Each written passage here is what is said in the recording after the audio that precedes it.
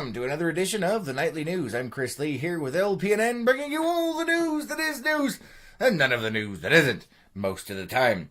Tonight's episode is brought to you in part by our amazing sponsors. We have H&R Block right here in Page, Arizona, Big John's Texas Barbecue, and the Page Lake Powell Chamber of Commerce. A big shout out to them for helping us get you guys the news in real time. And it looks like our internet is having some kind of horrifying event. We do apologize for that. Hopefully, the tin cans in the string are functioning just enough so that you can hear what we have to say. Don says, hi, Sheldon Jr. Hey, this is the news there, Missy. And Diana says, bazinga. Oh, you guys are terrible. Hey, that's morning show stuff. This is the news, guys. This is the news. All right, let's go ahead and dive right on in. The council meetings last night. Last night, the city council held 2 meetings.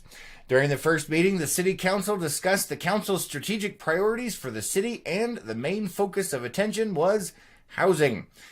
Bringing affordable housing to the area was one of the main talking points. Councilor Bowlby asked about the city looking at allowing alternative housing materials.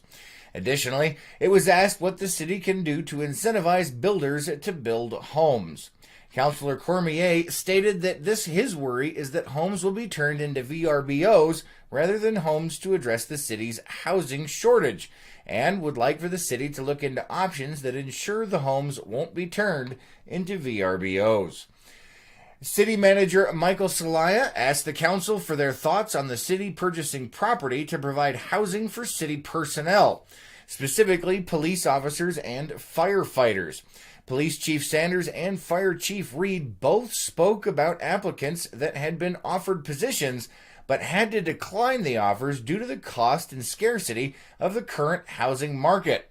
Chief Sanders stated that the police department's applicants are young and just starting out and don't have the finances available to them to purchase homes in the area.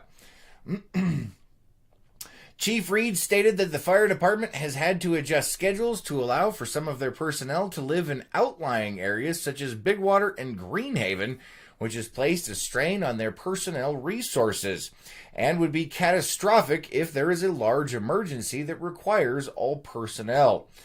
There were several ideas that were discussed regarding this. Councilor Cormier suggested that the city look into purchasing abandoned and blighted homes and rent them out on condition that they be transitional, such as a 2-year stay for personnel to find housing in town.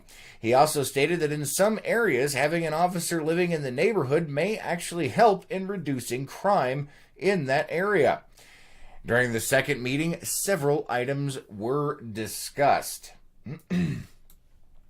According to Mr. Shavitz, since providing service in Page... Oh, I'm sorry, here I skipped a whole section. I do apologize. During the beginning of the meeting, Matt Shavitz, CEO of Contour Airlines, joined via Skype and provided an update on the airline's progress. According to Mr. Shavitz, since providing service in Page, Contour Airlines has provided over 99% of their scheduled flights, well above the national average, even including industry leaders. Flights that have gone out have also been well over industry average at 91.6% in total. The company has had a total of 20 cancellations, with over half being weather-related.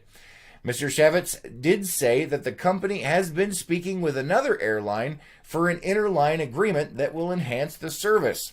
For example, those wanting to come to Page, or those in Page wanting to fly to other cities, will be able to see connecting flight information and will be able to book all necessary flights at the same time. There will also be no need to claim bags, and all boarding passes will be available at the time of scheduling the flight. Those are still in the works. Excuse me. Let's see. All right there, Don. Behave yourself. All right, moving on. Let's see. One of the other things that were discussed was the logo. There was also discussion pertaining to a new logo for the city. The concept design depicts a rendition of Tower Butte. Councilor Davis suggested that the community be involved and a survey go out to the city's Facebook page so that the city can get an idea of how the community views the concept design. Councilor Kojin stated that he wanted to see a design that depicts Horseshoe Bend. Councillor Cormier agreed. When the survey is available, we will let you know. All right, moving on to some other things that happened during that meeting. During the discussion of the third quarter financials, Councillor Cormier mentioned that the revenue the city is receiving from the hotel tax has started to drop, and that the city should be aware of this decrease and to monitor it to ensure the city is still being fiscally responsible in their spending. All right, the council approved the preliminary budget for fiscal year 2019 and 2020, and a public hearing has been set for June 12th of this year. All right, let's see what else we have here. Let me check the comments real quick. Michael says, although things are not looking well. All right, the City of Page Finance Department was presented with the Government Finance Officers Association Distinguished Budget Presentation Award for the 2018 fiscal year budget. Christy Monroe, finance analyst for the City of Page, was recognized for being the primary reason the department received the award and will be receiving a special certificate of recognition from the GFOA. This is the second year in a row the city's finance department has received this award. The award is the highest form of recognition in governmental budgeting, and its attainment represents a significant accomplishment. In order to receive this award, a governmental unit must publish a budget document that meets program criteria as a policy document, as a financial plan, and as an operations guide, and as a communications device. So, congratulations to you guys for doing that. All right, let's see. Dawn says, the weather is really messing up the show. We'll try and keep following. We do apologize for the internet, guys. Not a lot we can do about that right now. Hopefully, at least you can hear what I am saying. We do apologize. All right, also, there were executive sessions last night. Mayor Tappan adjourned the meeting upon the council returning from their executive sessions regarding the Chamber Page Lake Powell Agreement for Services, Horseshoe Bend Local Shuttle Service Agreement, and the Lake Powell National Golf Course. All of those took place in executive session. Therefore, they're confidential, and we don't know anything that happened during that meeting. So it was immediately adjourned when they came out of it. All right, moving on to the recall for tonight. There is a beef recall.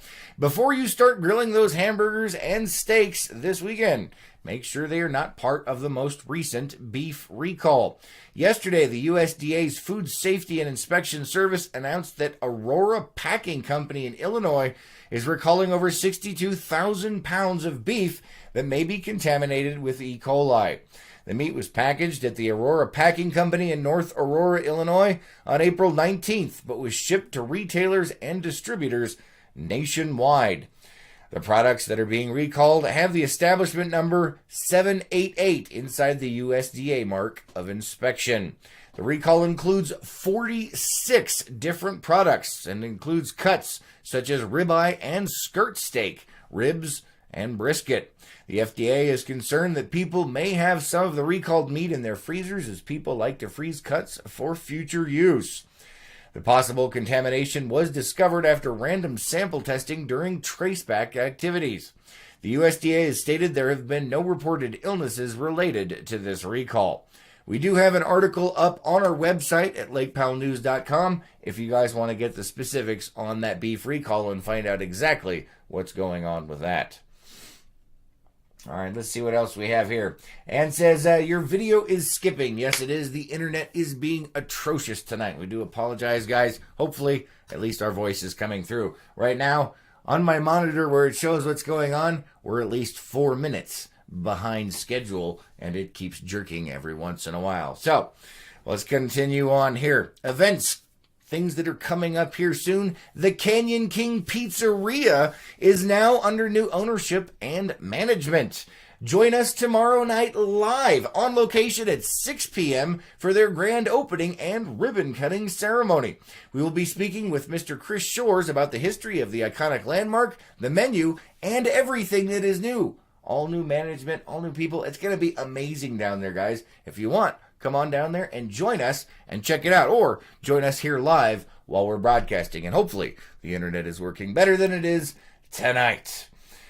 All right, let's see what else we have here. The Page Farmers Market is happening every Saturday through September 28th. Don't forget, it's a great place to get local produce, local crafts, all kinds of fun stuff down there. It's over at the City Park or the John C. Page Memorial Park, whichever you would like to call it. Either way, the same place. All right, let's see. The 4th of July thing is coming up here. The Chamber of Commerce has started seeking vendors and parade entrants for this year's annual 4th of July parade. For more information on how to register for the parade or to be a vendor for the event down there, you can contact the Page Lake Powell Chamber of Commerce at 928-645-2741, or I'm sure you can find them on their website as well. Don't forget, we also have the dog park survey up. Make sure you guys fill that out so you can get your voices heard. And I will state it again, this has nothing to do with any of the other parks or any of the other activities in the city. This is specifically for the dog park. It's a separate issue and doesn't have anything to do with those other ones. So make sure you get your voice heard. I think it's like 16 questions long. Doesn't take long at all to figure it out. Don't forget, anything that's going on here in the Page area or in the surrounding area, we have at our website, lakepowellnews.com, in our local calendar of events. You guys can check that out anytime you want. Let's go ahead and move on to the weather and see what kind of craziness is in store for us for the next few days and for the holiday weekend. Sorry, had one of those moments. It's an elderly moment. What can I say? Let's see. Don says, good to see the airport is still rocking. Yes, it is. I'll tell you what, Contour Airlines has been amazing. Those guys are awesome. All right, let's go ahead and jump on into the weather. Let's see. Thursday, tonight, low of 45 degrees. We have a itty-bitty chance of rain, about a 15% chance overnight. Tomorrow, Friday, a high of 69 with a low of 50 and mostly sunny. According to what we have here, winds right around 5 miles an hour. Saturday, we have a high of 76 with a low of 52 and sunny out.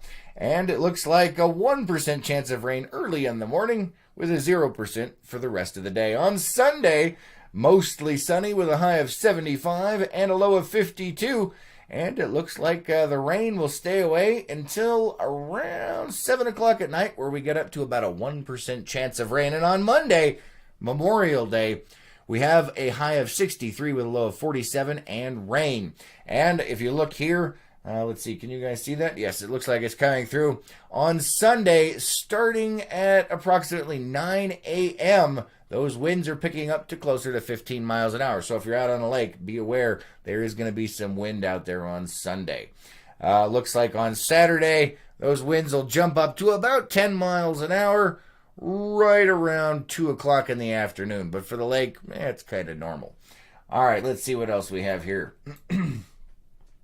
Let's see. Don is asking, when is the air show this year? Just wondered. They don't do the air shows here anymore, Don, I don't believe. But we'll look into that for you and get back to you. All right, let's see what we have on our local calendar of events for what's coming up here. Let's see. Tonight, we have nothing left. Tomorrow, Friday, we have 10 a.m. DVD exercises over at the community center. At 12:30, we have the summer reading program over at the Page Public Library. And at 6:15 p.m., we have Zumba over at the community center. So all kinds of fun going on this weekend. Don't forget the Canyon King Pizzeria tomorrow. We are going to be covering their ribbon cutting ceremony around 6 o'clock. So be there or be square, or catch us live on Facebook and make sure you spread the word. Whole new management, whole new owner. Everything's going to be completely different down there. And did I mention, my brother actually got married on that boat before it was decommissioned and then brought over there to be turned into a restaurant. So kind of a neat little bit of history there, guys. All right, let me check the comments one more time before we move along here. Let's see. Don says, it's the weather making the internet. Yes, it is. And Don says, you're loud and clear in New Mexico. Well, that's something anyway. Glad we're at least coming through on the audio side, guys. Have an amazing night. We will catch you tomorrow morning on The Morning Cup, where hopefully our internet decides to start functioning properly. Until then, have an amazing time, guys.